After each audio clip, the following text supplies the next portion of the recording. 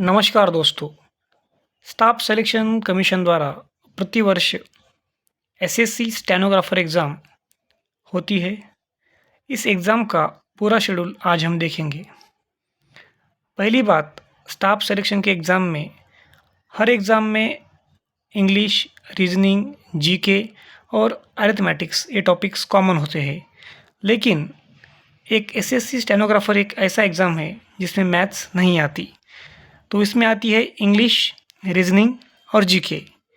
English आती है 100 प्रश्न 100 मार्क्स के लिए। रीजनिंग आती है 50 प्रश्न 50 मार्क्स के लिए। और जनरल नॉलेज आती है 50 प्रश्न 50 मार्क्स के लिए। टोटल 200 मार्क्स 200 सवाल, यानी कि हमें 120 मिनट में ये एग्ज़ाम क्रैक करना है। यानी कि हमें अप्रॉक्स 36 सेकंड्स पर क्वेश्चन के हिसाब से हमें पेपर सॉल्व करना होगा। तो चलिए देखते हैं डिटेल में इंग्लिश का सिलेबस क्या रहेगा। देखिए, इंग्लिश में हमें कुल इतने टॉपिक्स है, आप ध्यान से देख सकते हैं। एक-एक हम रीड कर लेंगे। टॉपिक पहला है रीडिंग कॉम्प्रिहेंशन्स, ये आपको 15 मार्क्स के लिए आएगा। फिर सेकंड है क्लॉज टेस्ट, ये आएगा 20 मार्क्स के लिए।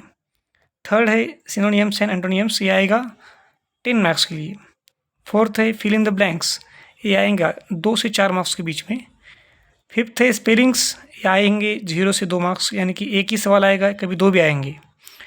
सिक्स्थ है फ्रेजेस एंड आइडल, ये आएंगे 5 मार्क्स के लिए। सबसे मेन टॉपिक है एक्टिव वॉइस और पैसिव वॉइस और डायरेक्ट स्पीच और इनडायरेक्ट स्पीच, ये आपको साइमल्टेनियसली 10 मार्क्स के लिए आएंगे। नाइन्थ है फ्रेज एंड रिप्लेसमेंट, ये आएंगे 10 मार्क्स के लिए। 10 टॉपिक है एरर स्पॉटिंग, ये आएगा 10 मार्क्स के लिए। 11th है पैरा एंड सेंटेंस जंबल, ये आएगा 5 मार्क्स के लिए। तो टोटल कुल इंग्लिश हमें है, ऊपर देखा हमने 100 मार्क्स के लिए। तो ये 100 मार्क्स का डिवीज़न इस तरह से हुआ है। आप वीडियो को पॉज करके इसका स्क्रीनशॉट भी ले सकते हैं। फिर हम देखते हैं हमारा सेकंड टॉपिक, जो कि है जनरल नॉलेज का। इसको हम डिटेल में पढ़ लेते हैं।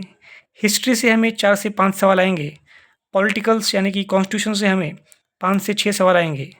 थर्ड है ज्योग्राफी, इसमें आपको नेशनल आएंगी और कभी कभी बाहर की भी ज्योग्राफी पूछ लेता है एसएससी, ये आपको 6 से 8 मार्क्स के बीच में आ जाएगा। फोर्थ है इकोनॉमिक्स, ये 1 से 2 सवाल बनते हैं, कभी कभी 3 बनते हैं। सबसे मेन टॉपिक है फिजिक्स, केमिस्ट्री और बायोलॉजी। आप ध्यान से देख सकते हैं 2 से 4, 2 से 5 और 5 से 6 मार्क्स, यानी कि अप्रॉक्स 10 से 12 मार्क्स के लिए ये आपको साइंस पूछ लेगा।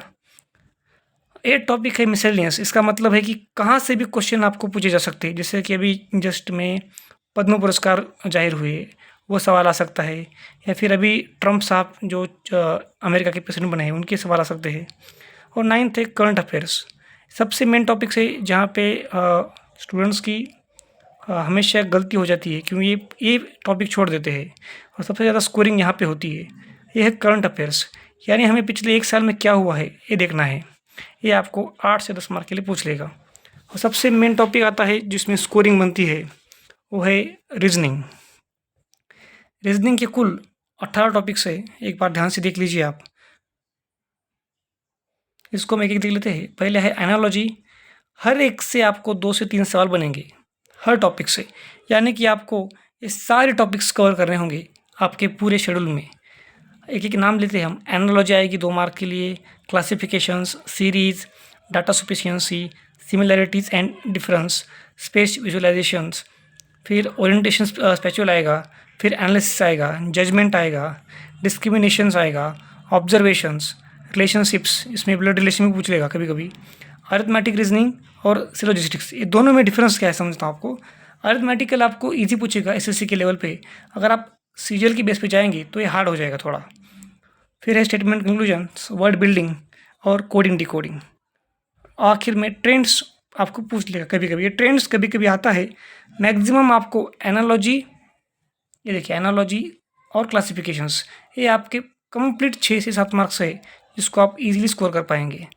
तो ये डिटेल पूरा टॉपिक था हमारा एसएससी स्टेनोग्राफर के लिए। एक बार मैं धीरे से स्क्रीन ले लेता हूँ ताकि आप स्क्रीनशॉट ले पाएंगे।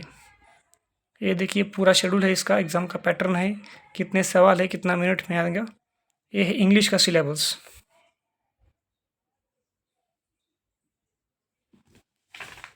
ये है अपना जनरल नॉलेज के टॉपिक्स। और ये है अपना रीजनिंग का टॉपिक।